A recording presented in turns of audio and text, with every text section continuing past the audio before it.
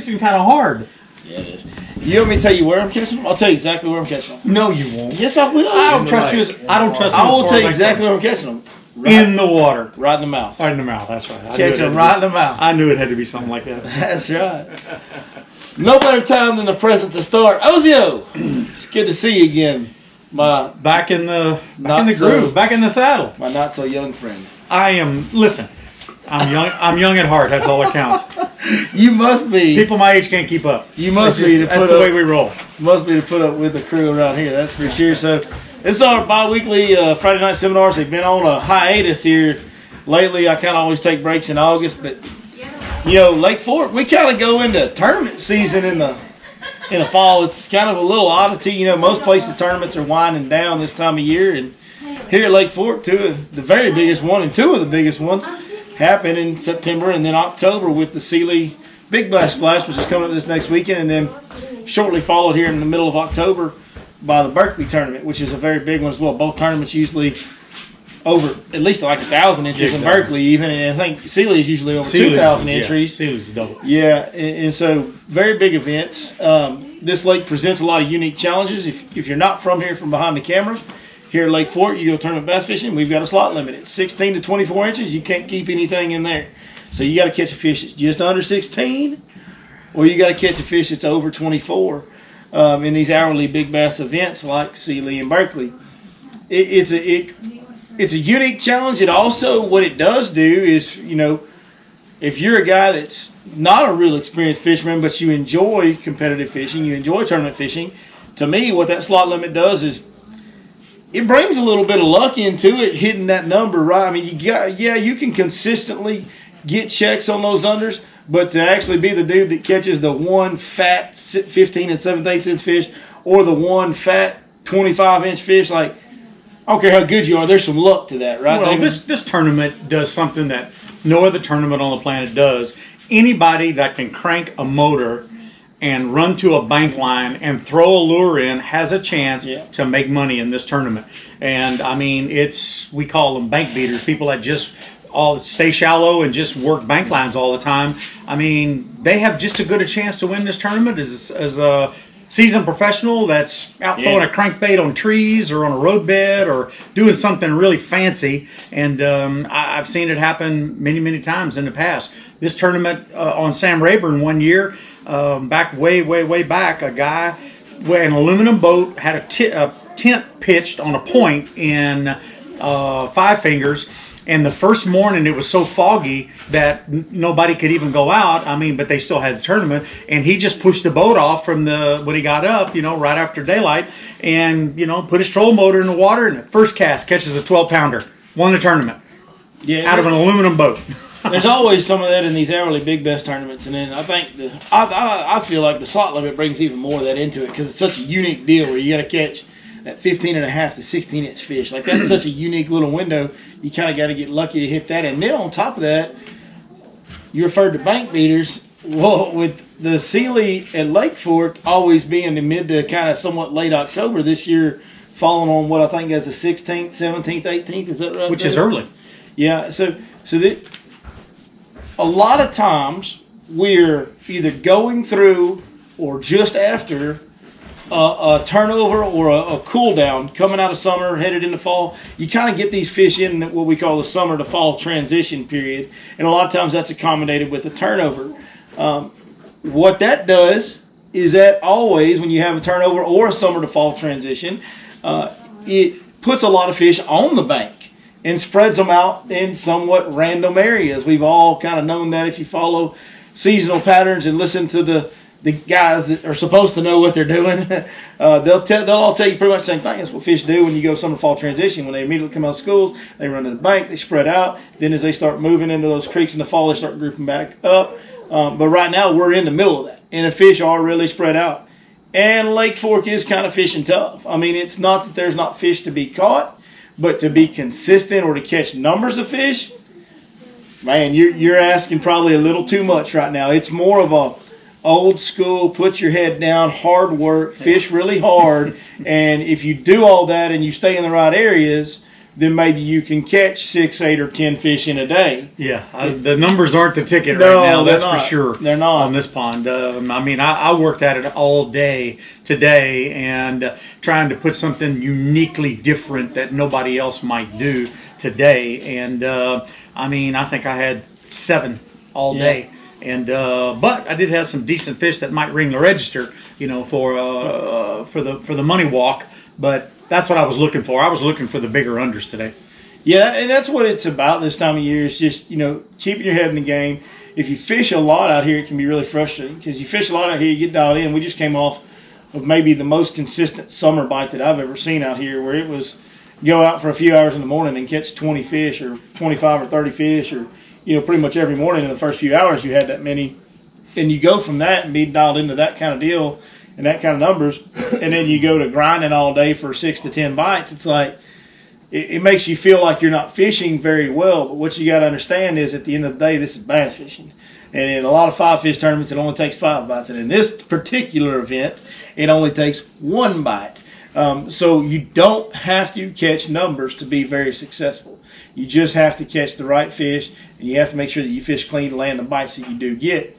And you know, what we're here to do tonight is to answer any questions that y'all may have along the way, so feel free to shout anything out at any time, and to try and talk to you guys about what's going on in the lake and try to help you guys stay in those higher percentage areas. And if you follow some of your Lake Fork Guide content, I've been talking about it pretty adamantly. We've been talking about it a lot here lately, but we'll kind of go over it again a little bit tonight. You know, for me, when it gets like this and these fish get spread out, what I do to try and keep myself, and keep in mind when we're talking about this, everything's relative, right? Like when I say where fish will gather, guys, I'm not talking about like it is in the summertime where you go out there and there's a school of 15 or 20 fish or even 10 or 8 fish. When I say a place where fish will gather, I mean instead of there only being 1 in a 1,000-yard stretch, there's 5 in a 100-yard stretch, okay? That's what I mean by gathering this time of year. I don't mean schools, okay? So we're clear on that. But what I do is I try to find areas that I feel like as fish move from the main lake to a pocket, to a creek arm, whatever have you, wherever those fish are. If there's a summer home out here, and I feel like somewhere in the fall they're going to head back this way, where is somewhere in between? And this time of year early on, probably closer to the main lake stuff, right? Where is somewhere that maybe as they travel will cause them to, hey, this is pretty nice. Let's stay here for a minute, right? This is a nice little home. I can go deep to shallow. I can ambush. There's some bait here. There's bait gathered here. I can feed a little bit. To me, those are things that I look for, those deep to shallow water transitions where the fish can move vertically quickly in different depths of the water column. It has a lot of bait present, and it has some pretty dynamic cover present, which pretty dynamic cover is pretty common all over this lake, to be honest with you. For the most part, I mean, you're going to have a brush pile of dock, some standing timber with some laydowns mixed in, almost anywhere you go out here. It's one of the things that makes this lake so great. So those steep sloping banks towards the mouth of these progression areas, migratory areas, you know, is what I'm looking for. And maybe the best thing that you have is a creek channel swing. It's certainly the easiest thing if you're just looking at a map, at a topographical map, Navionics, whatever have you. Creek channel swing is the thing that stands out the most and is the most obvious. But any kind of depth change can do it. I mean, there are just banks that get steeper than others. You know, I've got one area that I've been living on here lately. It's my most consistent area. And literally, when you come into the mouth of that pocket and you look down that right-hand bank, like you can see the bank outside of the water go straight like this. And you're like, well, that's different than the other banks on Lake Fork. You know, most of the banks we see on Lake Fork are just slow tapering, right? Well, this one, the trees and the tree line and the hill go straight up off from the water line, straight up. And you're like, that's obviously going to be a steeper bank, right? So that's the kind of things you want to look out for when you look at that bank on Navionics. That one really don't, like that one wasn't on the map study video the other day, because if I'd have showed it to you on Navionics, you'd be like, there ain't no steep drop there, but there is, you know, and that's just kind of where your instincts and paying attention to details takes over. But any of those kind of areas, and then that stretch, that particular stretch right there is probably 500-700 yards long, where it runs that little steeper bank and that little drain. It's not even a defined creek. It's just a low spot that it kind of hangs close to that side for that time. And anywhere between that low spot and that steep sloping bank, you can usually go up and down there and catch 3 or 4 bites in that stretch, maybe 5 or 6 on a good day. Well, man, right now that's special. I mean, that's if you've got a 500-yard stretch that you can day in day out get 3 or 4 bites on. That's pretty special. Well, and that's what I did today. Everything you just described last week, I chased all of that last week and went in on those, looking at those ledges, looking at deep stuff. And I mean, one here, one there. It's more of a difficult bite. And then after 6 o'clock in the afternoon, I started throwing topwater, and I could get topwater bites. Now, the key to this tournament this weekend is going to be the spot you start on. And in the mornings, in the first hour and a half in the morning, you can get several bites if you're in the right spot. And that's really the key to the start of the day. What I was after today, and I've been out the last 3 days, is I said the window between 9 o'clock and 2 o'clock, I am the worst guy on the lake. I mean, I cannot figure out how to get a bite on that. That has been a challenge. So what did I do today? I did something, you know what? We're going to do something nobody else will do. I'm going to do something stupid. So I went in and started fishing water this deep. This deep, literally this deep. But I've burned a lot of gas, and you get your boat in situations like that where, you know, you're going to bang your boat up a little bit in order to find it. But I've gone in a lot of places looking for the right area where the flooded vegetation is at least this deep. There's almost no place on the lake. Yeah, it's hard to find that. Very difficult to find where there's vegetation in the water that deep. I've found seen another guide or two posting about all the flooded vegetation all over the lake. Most of it's got that much water on it. Guys, like, I don't know, like, I'm seeing these guys post, it's just 1 or 2, but they're posting about fishing the flooded grass. I'm like, well, what are you fit like that? I've got like, well, I'm like you. I've got like a couple spots that got some grass that have enough depth on it. Yep. But other than that, most of the lake you go around, that grass ain't really found water. One little stretch today that had that, and I even pulled the trolling motor up, and I got up there right on it, and I stuck my rod tip down in the water right next to it to see exactly how deep it was, and it was a little over a foot. And I thought, perfect, that's different. And so as I was working that area, I got where was that? And on the water.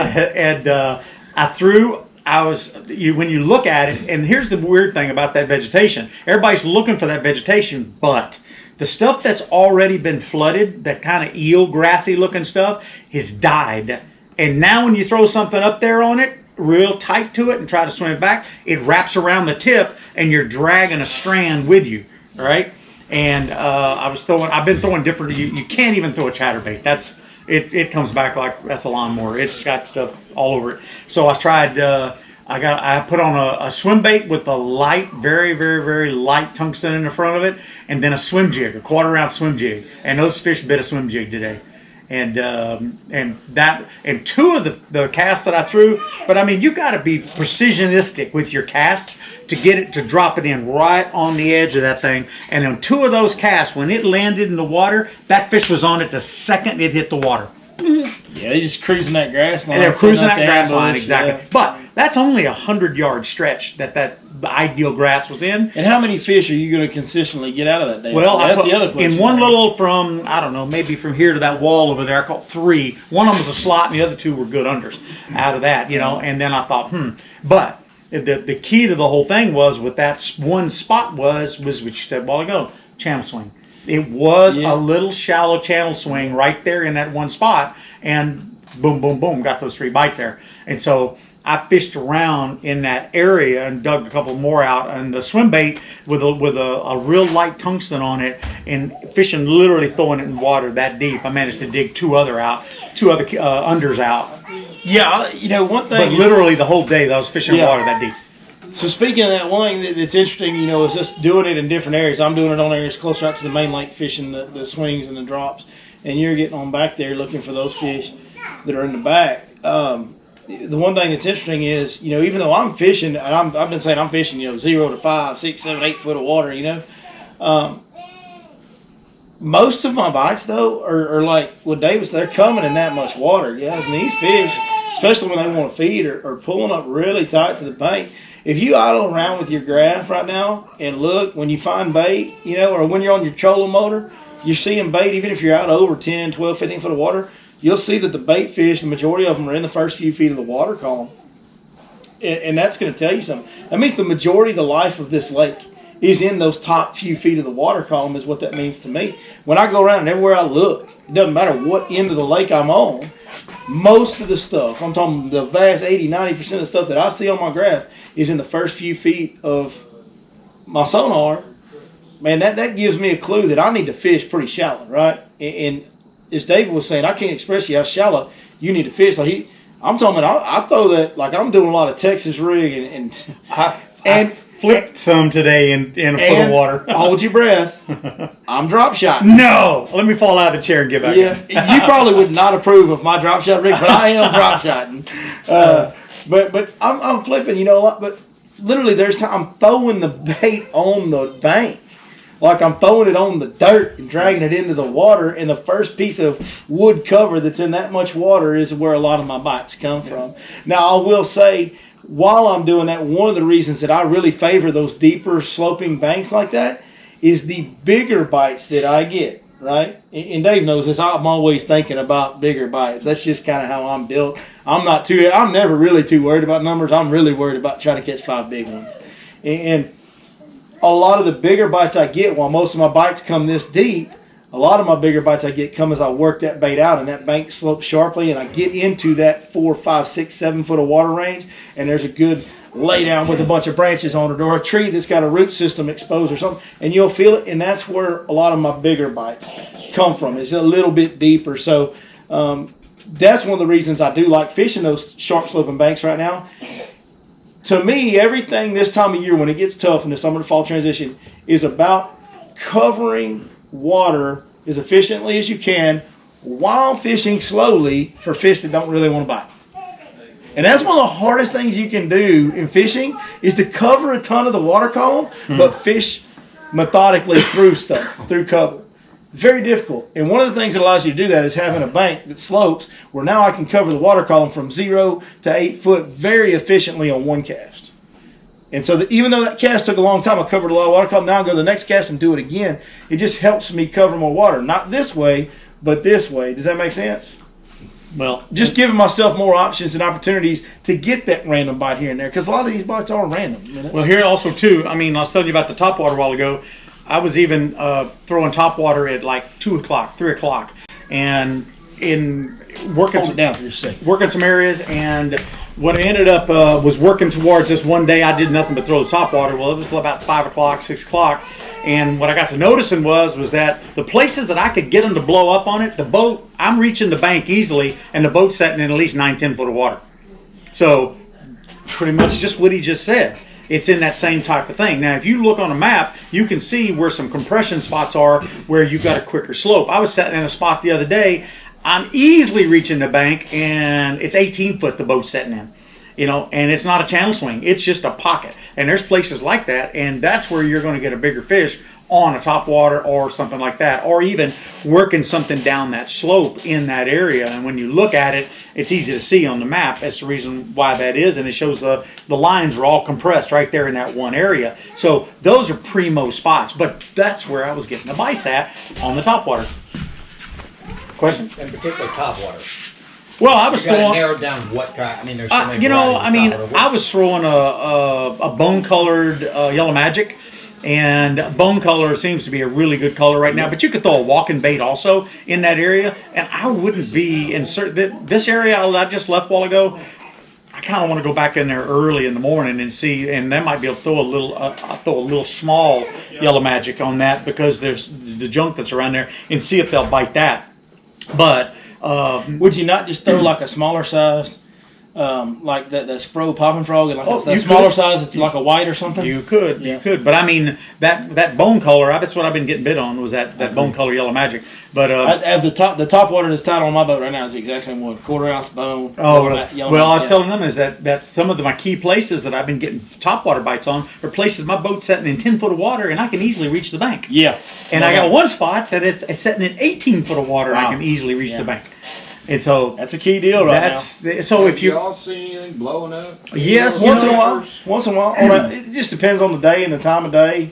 Usually earlier in the morning. Well, but today during the day, stuff was blowing up. I mean, like he says, I'm back further back in areas. I've literally gone to the back of most everything that's on this lake right now, looking at it to as far as I can float the boat.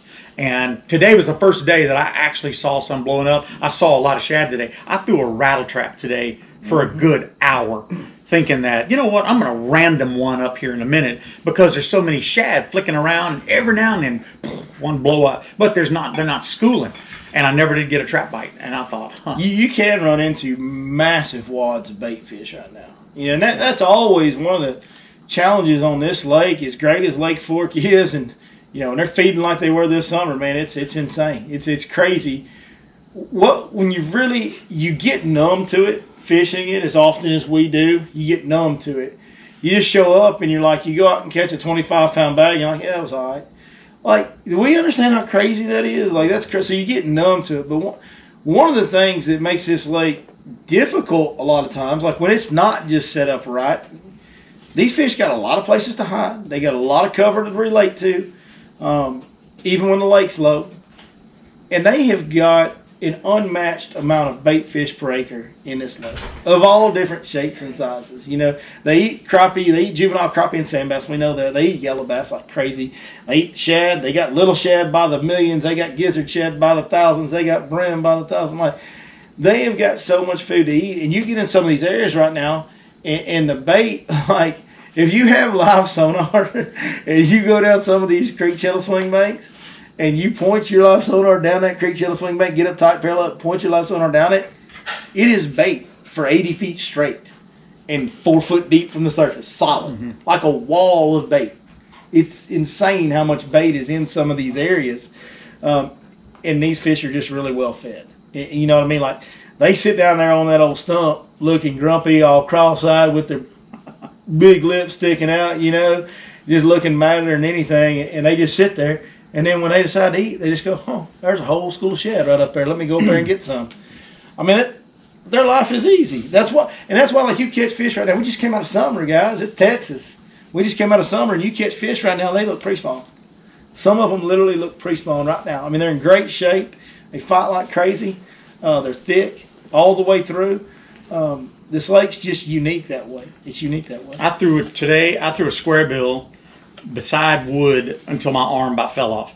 That and a chatterbait. And I'm thinking, God dog it, man, there's got to be some on this, and anywhere from 3 to 8 foot. And I was like, I just can't believe as much bait is in here. And these things, I finally did catch one on a square bill, and I thought it picked up a branch. It was a bass that big. Yeah. And on a square bill, and I thought, I had a pretty good little shallow cranking bite about 4 or 5 days after that big rain. So I guess 2.5, almost 3 weeks ago now. I had that I guess from about almost a week after that, 5 days. So after that, for about that next week or 4 or 5 days, I had a good shallow cranking bite, and then it just faded, and it's been gone for this week. It's been gone. I haven't caught anything on it this week, and so I don't know what's happening there. But usually, when that happens, you can start picking up that little small trap or that small spinnerbait and catch them. And I haven't been able to catch them on that either just yet. But like, that's what should be coming. Like that could be a thing that takes place between Saturday today and Saturday the Sealy's next week. What could take place is they start biting those small traps and those small spinner baits and those things like that. One thing that is key to me this time of year, and I've mentioned it in other videos already, but man, I think we did it on Facebook on Tuesday. We're talking about Tackle Talk Tuesday. We're talking about the bait. Your winding baits, your moving baits. Downsize them right now. They tend to key early in this summer to fall transition. They key on small bait fish. Yeah. And these schools of bait that you're seeing already accumulated in these areas, they're small, but they're small shad. And so I like to throw a 1/4 ounce Santone Got 5 spinnerbait. They got them right downstairs. And it's got a willow blade that ain't that long on it, is the main blade. It's just I threw that today too. Small bait fish. The trap I throw is a 1/4 ounce gold chrome trap a lot. The swim baits, I remember me and you talked about this last year or year before about this time of year. I think we were doing a Sealy's preview. And, of course, the lake was up. We had some grass in the lake. And we were throwing swim baits on underspins, little weedless swim baits on it. But they were little big, like 3-inch swim baits on these little 2/0 underspins or whatever they were. I mean, they were just real small bait fish replicators. So whatever it is, whether it's a chatterbait or whatever you want to throw, you got to make the profile really small right now for it to be the most effective on your winding baits. Now, that being said, with what we're talking about, how I've struggled to catch them on a moving bait. David said he got them a little bit on swim jig, but the other moving baits he struggled to catch them on. That's what's led me to, just, all right, here, listen, it's tough. Bite the bullet, slow on down, get you a 1/4 ounce Texas rig, get you a drop shot and go. And I wanted to show you guys a bait that I've never shown on camera before. So why not show it tonight? And we talked about a drop shot, a couple months ago at one of these where I was by myself and I did, a drop shot seminar on, hey, this is how I would fish a drop shot. Now I did that night on if I was fishing a true finesse drop shot. Showed you guys the bait, the hook, everything I would use. This is the bait I use on a drop shot most of the time on Lake Fork if I pick up a drop shot. Because the reality is the water's dirty here. You don't have to use a little bitty finesse worm to get bit on a drop shot around here, in my opinion. This is a bait that has been phenomenal for me. Now, in all honesty, I used this a whole lot more before I was guiding when I fished some of these tournaments out here trying to catch unders. But this bait gets a ton of bites on a drop shot for me, and it is, drum roll please, You and a drop shot. That's not synonymous. That term doesn't work. Grande bass rattlesnake. Yep, I love that bait. Grande bass rattlesnake, 4.5 inch. We do have some dirtier water in areas, and I have had some cloudy days and cloudy mornings where I've been throwing this black and blue flake one. Right now downstairs, they got two colors. They got like a plum looking color, and they got black and blue flakes. So I just grabbed this one because I have been using this one. But right now, if I was out there right now in these conditions, I'd be throwing a watermelon or a watermelon. I like Trophy Hunter. Trophy Hunter is a great color on this lake. Great color. Trophy Hunter is one of the best colors. That Grande Bass is the only company that makes that color. That's a great color. And it's what it is half of it's watermelon red and half of it's June bug. Yeah, That's it's what it awesome is. color. But it catches them. It catches them. But that little straight tail ringworm, it's got a real thin core, got those big wide ribs, and when you put it on a drop shot and you watch, any little shake of that tail just kind of does this little flutter kick, behind it, and it catches a lot of fish, guys. It does. You wouldn't fish it on like a 3/16 shaky head? You could. You could. They make a little bit longer one that I would use for that. I think they make a 6-inch one or 6.5 They make a inch. 5. I know they make a 5 and a 6. So yeah, I would use one of those 5 or 6-inch ones on this little shaky head. The 4.5, and they may even make a 3.5. And I wouldn't, I wouldn't be opposed to use 3. I just don't think you need to. But the 4.5 is the one I use on the drop shot. It's got good wiggle to it. It's an excellent They actually bait. make a bait to me that's better for a shaky head than that one, and it's called a Snake-O. And what it is like a 5.5 inch bait that half of it is a Senko and the other half is a rattlesnake. So the tail half is that and has that action, but the head half is a Senko, which makes it hold up and fit onto a shaky head much better. Yeah. Because you put that on a shaky head with that thin little core running through there, every time you catch fish, it's ripped in half. But that Senko being on the front half where your shaky head hook is makes it more durable and hold up better. Shaky head's going to be a big player this weekend, coming up next weekend. I think so. Your shaky head, drop shot, all and this the stuff, reason all why this is because of the architecture of the banks and the way that they are right now, with the way the vegetation's growing, and in some places it just deadhead stops at 2-3 inches in the water, 90% of the lake, and then it's got a sloping bank. But then you guys, if you notice, you see on some of these places where you've got a little black line out there that's out in 2 foot or 3 foot, and a lot of times those fish are setting right on that black line, right behind it. So if you're throwing shaky head up there and working it back towards that 2-3 foot range, I think that's where some of these bigger bites are actually going to come. I mean, the morning, I wouldn't be throwing a topwater for the first hour in the morning is going to make somebody some money this weekend. I guarantee that. That's just the way it's going to work. I can't really speak to the morning bite. I've got something that is it's a unique starting spot for a morning bite. Yeah. But it's something that I've done since before I was guiding. When I fished the Sealy's, I fished it, and out of respect to people that have paid for pre-fishing guide trips with me, I'm not going to say too much about it. But I mean, I'll tell you kind of what it is. Because I know there's going to be at least 4 or 5 guys that have pre-fished with me. They're going to start there. They're all going to be sitting around looking at each other like, "Hey, you fish with Billy? Hey, you fish? Yeah, we fish with Billy. Yeah." So, but it's a couple docks that have brush on around them, inside of them, out in front of them, even in deeper water. But they're on an eastern bank. Okay, so these docks stay shaded for a long time in the morning, and they've got a slope, right? So the dock comes out, the bank comes out and slopes in the middle of the walkway on the dock. And even at 5.5 foot low, when you're sitting right in front of the dock, you're sitting in 10, 11 foot of water. And you can throw up there in between the docks or on the outsides of them and be in 3 or 2 foot of water, whatever you want. And then there's brush piles scattered all around in between them. And it's really close to, it's basically on the main lake. It kind of is on the main lake. And it's at the mouth of a big area. And it's just a place that I feel like fish from the main lake or from where it can pull, and it's new fish every day. New fish every day. And it's something that I found that those fish pull into every morning. In the month of September, 10, 12 years ago, I found it. And every year, this time of year, I can get on that deal every morning. And even though I know there's a shallow morning bite, I go to that deal because the beauty about that thing is sometimes you get on a lot of numbers in there in the first thing in the morning and you can catch great unders. But because you're so close to the main lake and all that, like you don't know what size of fish is pulling up in there. I've got plenty of overs off of it. Mm-hmm. I've got plenty of unders off of it, plenty of in between. Like it's just... You get fresh fish in there every morning, and you never quite know what you're going to catch. And it is a place you go spend the first hour. You might win the tournament there if it's the right day. So you got to if you got practice days between now and next weekend, and this is what I'm going to put people on is not necessarily that, but points. There's certain points here that have the right look to it, and the points. And I'm talking throwing up into 2, 3 foot of water, 4 foot of water. Kind of like shad spawn points, right? Shad spawn points, and basically early. And I mean that shaky head's going to come into play. I throw a drop shot on it also, and we'll throw a top water on it. Yeah. And I'll even have one of those little quarter-inch Berkeley, or I use a Tsunami really. That's a 3-inch swim bait tied on a rod with 12-pound line, and make 5 or 6 fan casts up there to see if there's anything that's wandering up there in that shallow water that early in the morning. And then if I can't pick them up on top water, whatever the case, then you switch over to that, and then it bends how it goes. But if you throw that shaky head or that drop shot up in that 2 to 5 foot of water on certain points, you might catch 20 on some of these points. And I mean, the whole day's made literally in the first hour and a half. I've got like 5 key spots like that I'm looking at in the next 2 days. And then these guys I have on this week, I'm going to stage them around and have them start on those spots.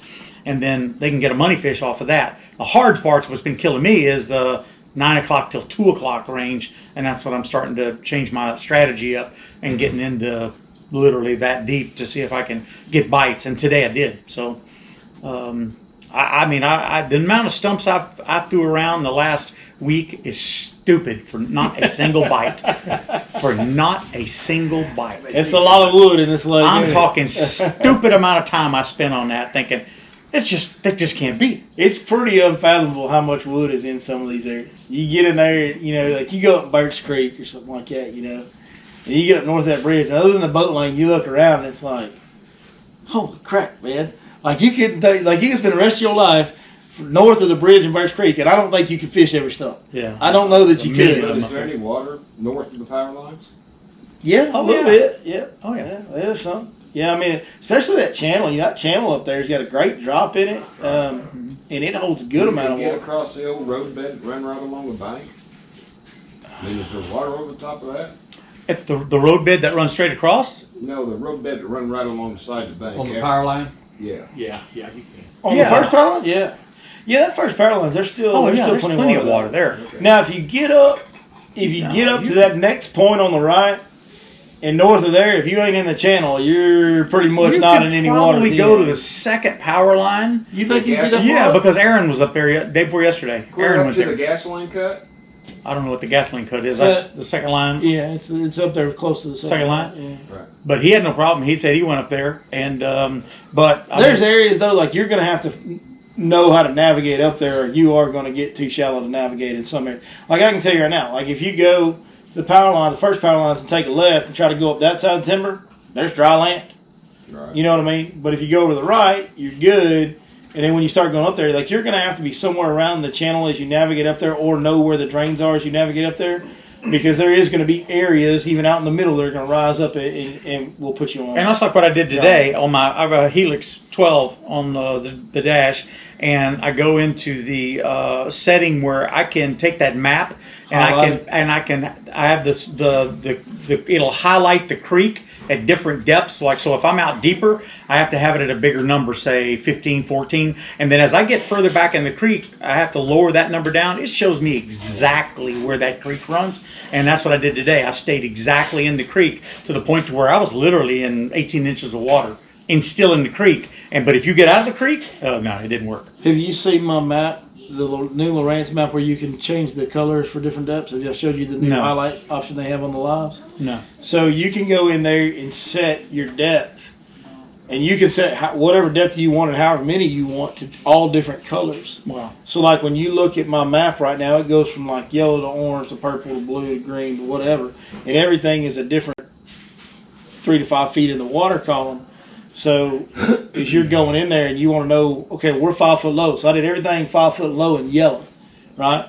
So anywhere I start getting close to a yellow spot, I know I'm about to start hitting dry land, or so shallow water that I can't get in it.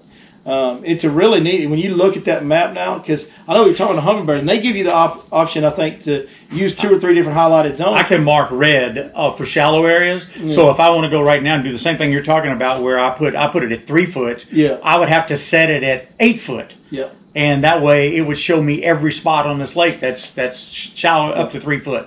And I can dial that in. The Lowrance deal is just cool, because you want to talk about making contour lines pop. When you've got different colors for every 5 feet of depth or every few feet of depth, however you set it up, wherever the contour lines expand out or shrink in, it just, even it zoomed out on the map, it shows you so quick. Yeah, it's really neat. I'll have to show it to you sometime, dude. It's really cool. I've got mine set like, go ahead, excuse me. about like 6 different colors, all bright colors. Yeah. And so, like whether the lake goes up or down, it's still going to show you those. Yeah, you just know, hey, yellow's out of play or blue's out of play. Or say 0 to 8 feet. Then those colors are it's going to show you the. It's so cool. It is very. It just took that same highlight feature that Humminbird has and added more detail. It added more detail. I was going to say that. Yeah. I'd like to have 1 or 2 more details on that Humminbird, but it gets. I really, with that Lake Master chip, it's pretty cool. It's pretty cool. That's a good chip, really is. And I can do tricks with that in order to dial in certain things where I'm fishing. Boy, and it gives me a big advantage to where I want to cast. Chevrolet's better, David, not Ford. That's what this turns into. You start talking about graphs. But anyway, find you some points here and fish shallow the first hour. I guarantee you can weigh some money fish in if you get on the right point, and then go through that. I'm gonna either use a drop shot, shaky head, or top water, or a little swim bait on those, and that's what I'm gonna be looking for on those points. One question about your drop shot. Am I the only one that doesn't want to use a spinning rod? I use a bait caster. Me and him both use caster for drop shot. That's fine. This water's not that clear. Just use a 6'9" medium's what I use. I use a 7 foot bait caster, and I'll use 12-pound line. And what I do with a bait caster, because I flip docks, I flip wood, I flip anything that's flippable, what you find is if you tie your drop shot rig onto just 12-pound line and put your hook and then your weight, what'll happen is the more you flip to that whatever target you're flipping, like we were flipping wood in April this year, and a lot of boat docks will flip in, say for the Berkeley tournament, things like that. Well, when the water was higher, that thing does a little bit of helicopter down, and before long it'll start wrapping around the tip. So I put in a 35-pound swivel that's about this far up from the weight, and I never had that problem anymore. Okay. With the little 35. As a matter of fact, I just goes in and out of your guides. I know that's a question I get a lot. What's that? That swivel will go in. Oh, it goes in and out of the guides. It's so small. Problem. I just ordered a 50-pack from Tackle Warehouse this past week. That's the first thing I get asked by everybody. Man, don't that thing hang up in your guides when you can't? No, it doesn't. It'll go through the smallest guides. And so it works perfect for any of that. And then I'll have fluorocarbon leader down to my hook and to my weight. And then I adjust the length. What do you use on your main line up above the swivel? You still use fluorocarbon? No, I use mono, and the reason why I use mono, and I've even said this in the videos that I've done for you, and then I do it on other videos. I don't pay attention, man. Is that I want the line stretch. When you hook an 8, 9, 10, 11, 12-pound fish, I've caught 12-pounders on 12-pound line here, and you need that stretch. You need a good reel that has a good drag, and you get your drag set up just right, and then the rods, for that application, are 6 to 12 line rated rods. right? Which is that 6.9 medium is going to be. And if you go to a heavier rod than that, what ends up happening with it is that pressure on there will do one of two things with a heavier rod. It'll either break your line, but the thing it does most of all is either break the hook or straighten the hook. All right, because most people use, like I'm using a number 1 hook or a number 2 hook on it. I'm not using a 1/0 or a 2/0. So those are heavier wire hooks. I'm using a lighter wire hook. Now, he and I did a little deal this past year in October where the water was a little bit dirtier. 17. I was using real light line. He was using 17-pound line, and the bites were exactly the same. So that was a good test. We did that on 2 lakes, and it was an excellent test because that means that when that it was sunshiny, the water was off color, it didn't matter if it was light line or not. But when we get into a situation like going over to Athens or Welch where the water's real clear, I dare you to throw that 17-pound line and get a bite. Dare you. Listen, if we're going to Athens or Welch where the water's real clear, it's also full of grass on those 2 lakes. And if he's throwing a drop shot, that's fine because I'm probably going to be throwing a swim bait all day. So I dare you. But like he's probably like I'll go. Listen, you're going to catch more than me. I will catch more. You're going to catch more than me, but I'm going to throw a swim bait about that big all day. It makes a huge difference on clearer water with the lighter line, and I've got a ton of stories to tell about that to prove it out. You've tried what for the last couple of days? I've been throwing a Swim bait? 7-inch, 8-inch, 6-inch variety, 10-foot water, weighted belly hook. Let it go to the bottom and just reel through the timbers slow. And I have done it for 2 days without a bite.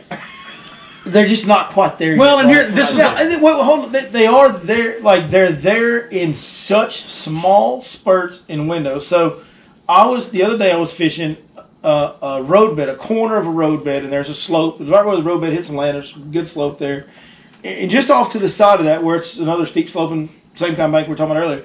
All of a sudden, for the first time in weeks, I see a gizzard shad, and that gizzard shad is flying out of the water, running for his life, and it's 2 or 3 swirls behind him, and another gizzard shad here or there.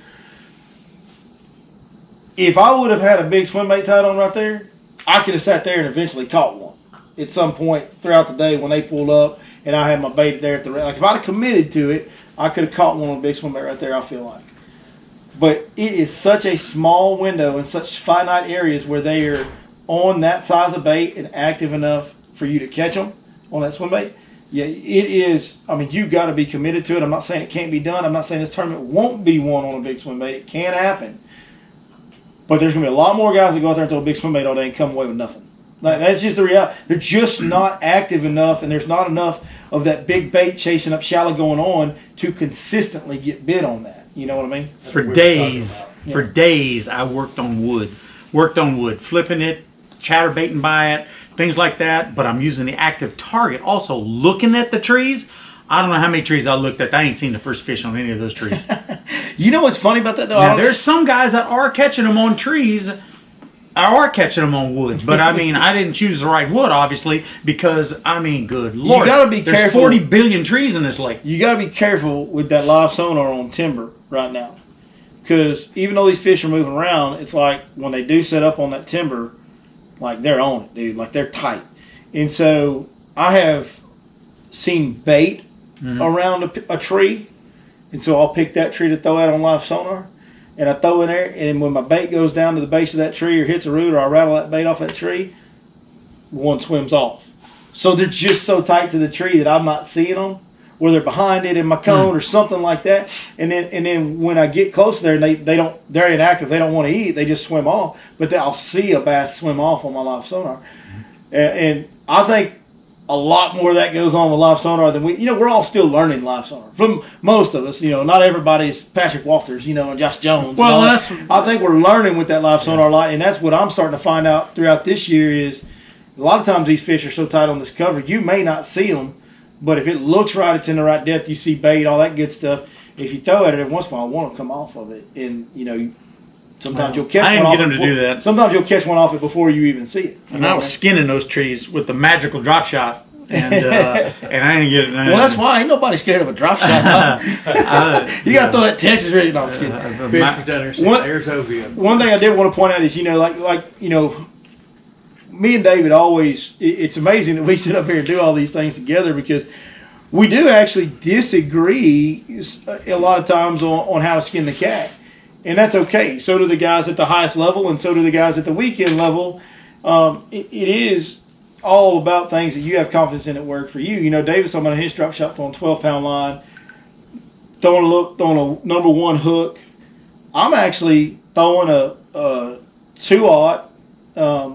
It's not a super line or anything. It's not an extra heavy wire, but it's just kind of a thinner wire 2-aught EWG style hook, Namigatsu hook on that rattlesnake, and I'm throwing it on 15-pound fluorocarbon through and through. So, you know, I've got a little bit bigger line. I've got a little bit bigger hook. I've probably got a little bit bigger bait than you typically use. Is that right? Well, let me preface. In April, I was using the exact same rig you're using. Okay. I was using an 8 to 17 line rated rod, 15-pound line, 14-pound fluorocarbon from the swivel down, using a 1-aught hook.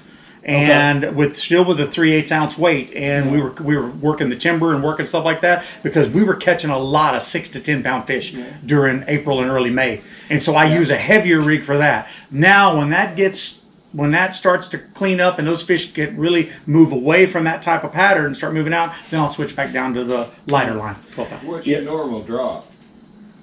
From your weight to your bait, what's the normal? Depends The on length of the line? I've won tournaments here like this weekend. 6 inches. I'll have a drop shot. I mean, with a leader that long. Yeah.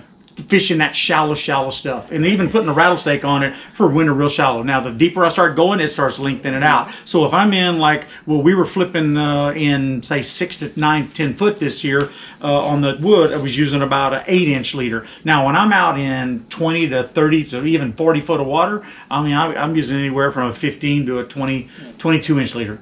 So I'll have usually if it's a good drop shot bite, I'm going to have 4 rods tied on the deck, and most of the time it's going to be different setups on them with different leaders based off with the application that I'm using.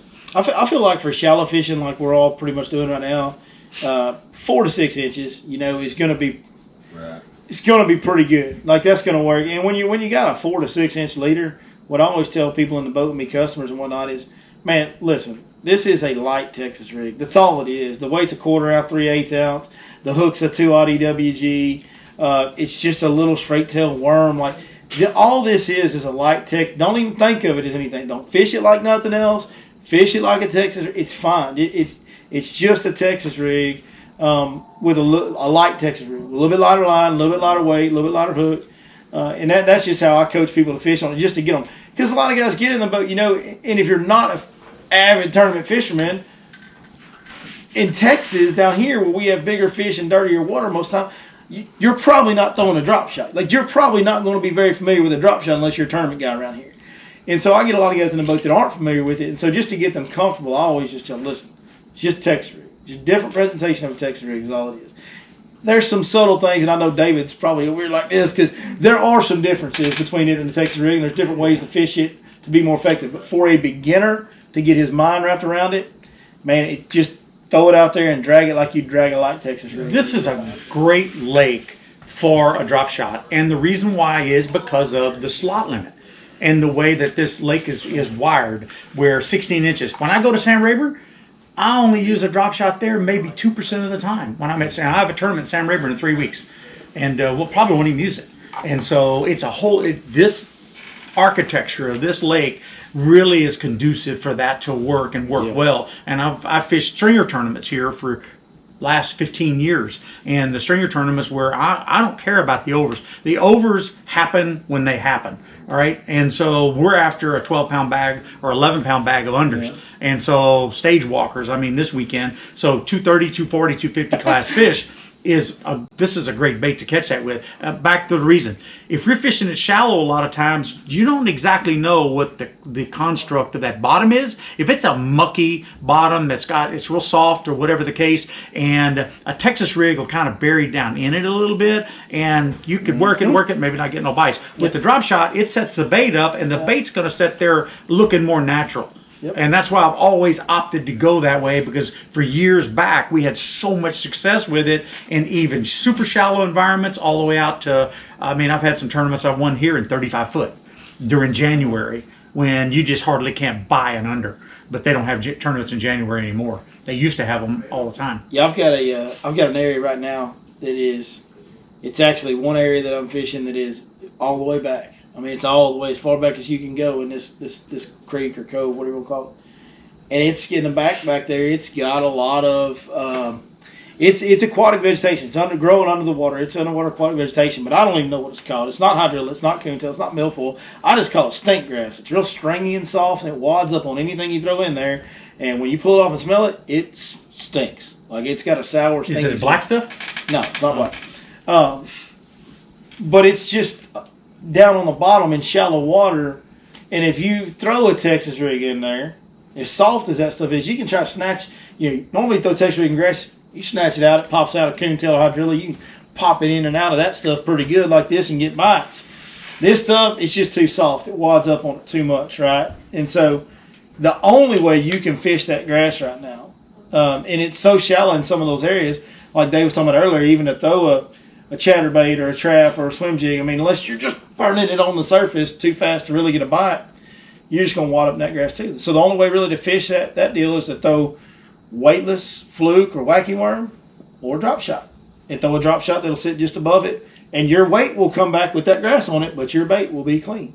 And so you can still get bit. Are you Texas rigging your bait on this drop shot? I'll put yes, always. Yes, put an and even David's number one hook he's talking about, I just happen to know is an EWG style hook as well. EWG and Ash White, which the Gamakatsu one, and I have number 4s, number 2s, and number 1s, and most of the time I use a number 2. Most of the time it's a little smaller hook, and it's really excels in water that's really clear. But if I'm in some timberish cover or stuff like that, then I'll even go to a 1/0. And if I'm using, I like to use some of the worms, like KVD has some fat, they call a fat baby, that they're a little bit bigger around, and then I use a little bit bigger hook on You that. like that fat robo worm too, I know. Yep. I've seen you throw that a lot. Fat robo worm. Fat robo. Yep. That and that KVD fat baby, I use those a lot. But, and the thing about the Which the is KVD, kind of I mean, really, when you think about it, they're almost a little bit smaller. You can use a big. You can use a bigger step brother to that. Yeah, you could use a Yeah, bigger that's hook. the one I use. The reason why I like the KVD one is because of the fact that it's scented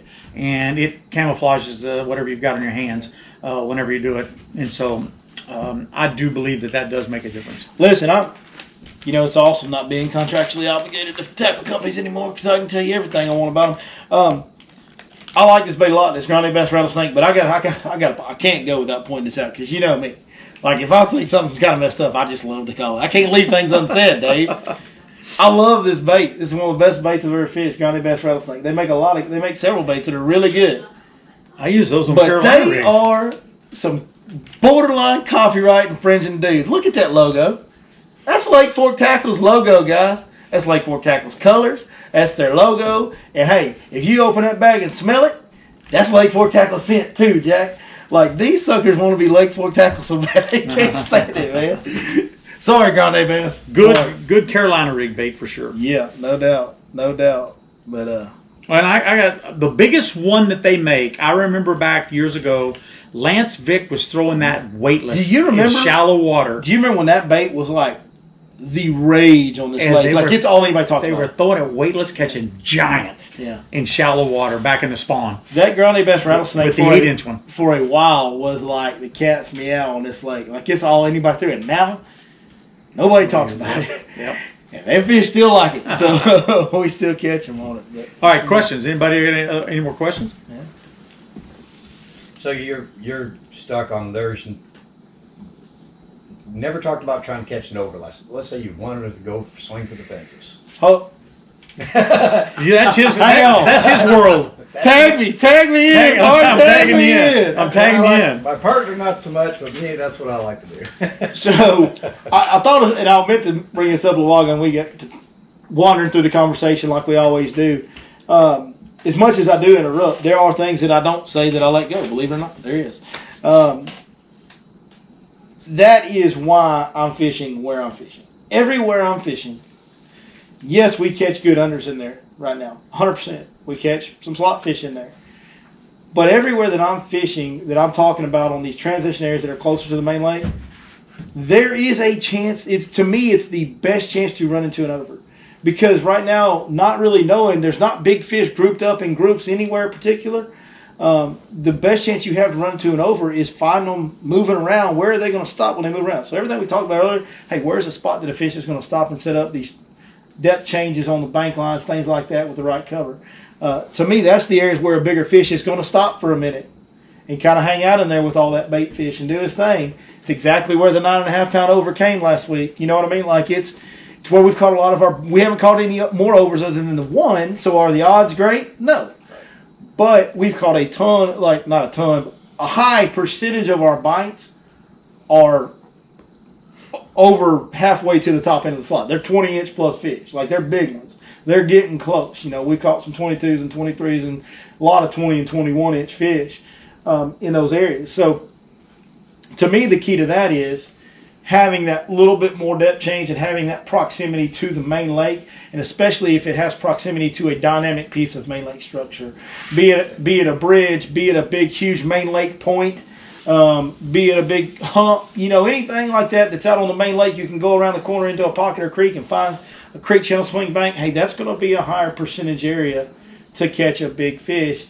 And then just one thing about big fish to me, there are times when you can get big fish to bite winding baits and chatter baits and traps and crankbaits, and you know there is a time and place for that. But day in, day out, throughout the years, most of your giant fish get caught on something that's being fished very slow. That's the reality of it, guys. Most of your giant fish have gotten caught on a bait that doesn't move very fast. A jig, a big worm, a drop shot. All of these things catch these giant bass, and we fish them very slowly. So what are we doing? We're going to these areas that give us a high percentage chance of being around a big one, and then we're fishing a Texas rig and a drop shot real slow. We're not throwing big Texas rigs and jigs right now because the bite's not real aggressive. So we're throwing smaller Texas rigs and drop shots to try and key in on those areas. The number of times I've taken women out on guide trips, they always catch the biggest fish of the day. And they always fish slow. Yep. I mean, Randy Oldfield is famous for doing that. I don't see how I could no way get in his boat. No way, I can't do that. He fishes too slow. He fishes too slow. Crazy. But he also catches a lot of giant fish. He does. So we've been here 3 days. And one day in all them hours, I had 2 what I call big bites. Yeah. 5-pounder and a one bigger than that. Sure.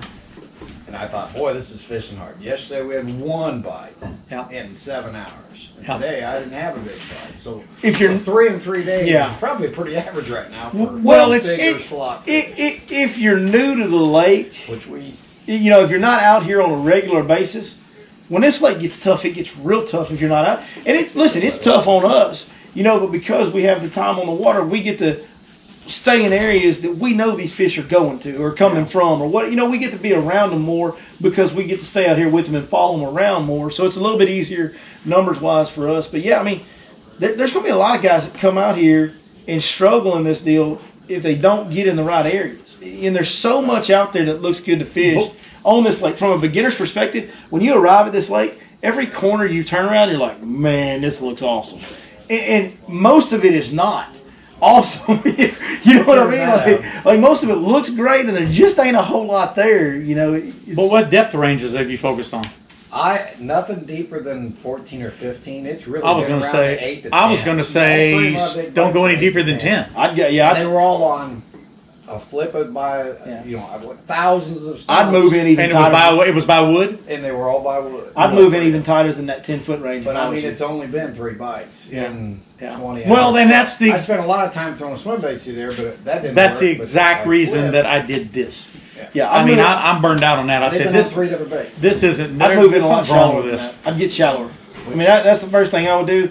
If you're fishing around 10 foot of water, 8 foot of water, like I've gotten a couple of bites 6 to 8 foot, but I mean, few and far in between. Like most of my bites are shallow, Okay. and then even my bigger bites aren't out in 10 foot of water. I don't think I've caught anything in 10 foot of water since the water jumped up 2 feet. Yeah. I don't think I've caught anything 10 foot deep. The only reason I know that deep is my depth finders on by that stump. Yeah, usually by right. 10 Yeah, foot. yeah.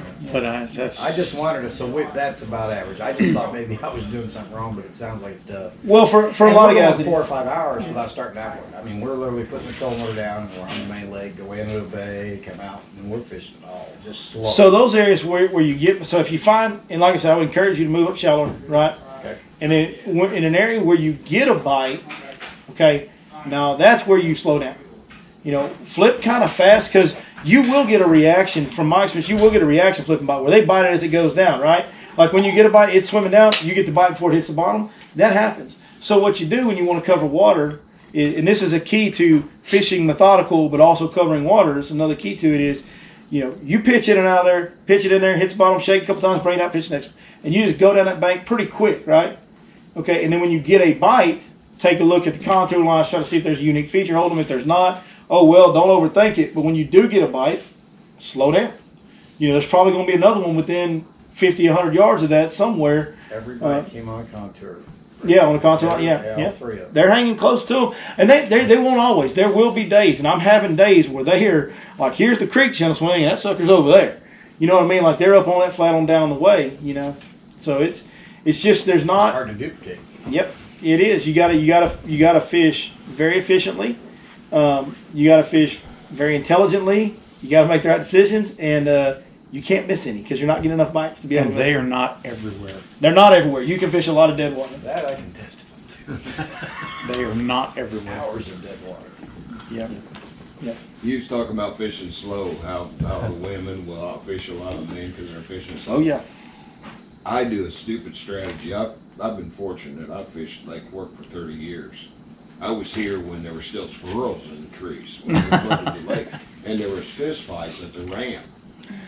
And That still happens. Yeah, that does still happen. Believe me. but during Seeley's tournament and even just fishing out here, I keep a 7-foot casting rod, 17-pound test line on it, a weightless Senko on my deck every day, all day. And if I break my line or I answer the phone, before I ever leave, I push the button and I don't care where it flies. I just chunk it out there as far as it'll go. And I can't tell Always you, keep one in the water. Yeah. I can't tell you how many times I've got done with what I've got to do. And the fish has picked it up dead off the I bottom. lost a $700 rod and reel.